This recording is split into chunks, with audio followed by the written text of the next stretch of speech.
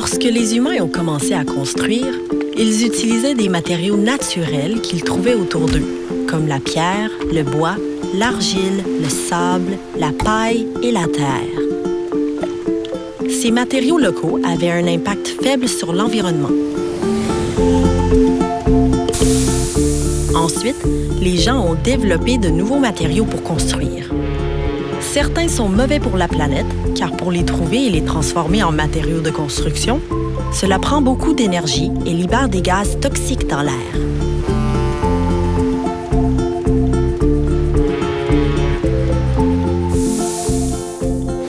Certains matériaux de construction, comme le béton et l'acier, ont un gros impact sur l'environnement.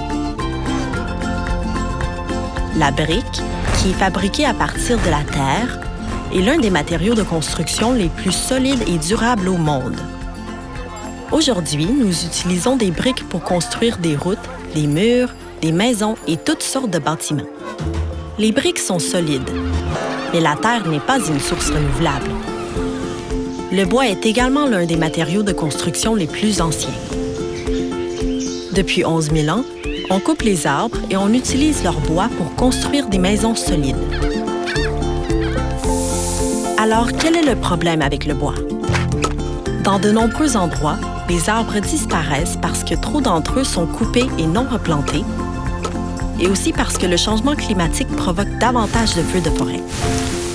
Nous avons besoin d'arbres vivants pour aider à nettoyer l'air de la planète. Mais lorsque le bois est cultivé localement, comme au Canada, et utilisé de façon responsable, il peut être un matériau de construction renouvelable et durable.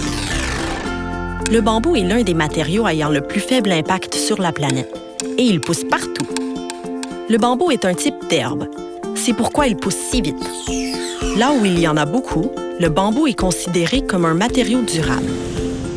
Les perches de bambou sont utilisées depuis longtemps pour soutenir de simples ponts et pour construire des maisons. La paille est un matériau qu'on a l'habitude de voir dans les fermes pour nourrir les animaux, pas pour construire. Cependant, certains architectes ont réalisé que la paille était un bon matériau à utiliser dans les murs des bâtiments pour garder la chaleur à l'intérieur.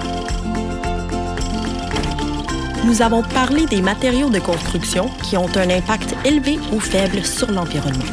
Comment pouvons-nous construire mieux? Nous pouvons choisir de construire nos maisons et nos villes avec des matériaux trouvés dans la nature, qui sont à la fois locaux et renouvelables. Peux-tu imaginer d'autres matériaux avec lesquels nous pourrions construire?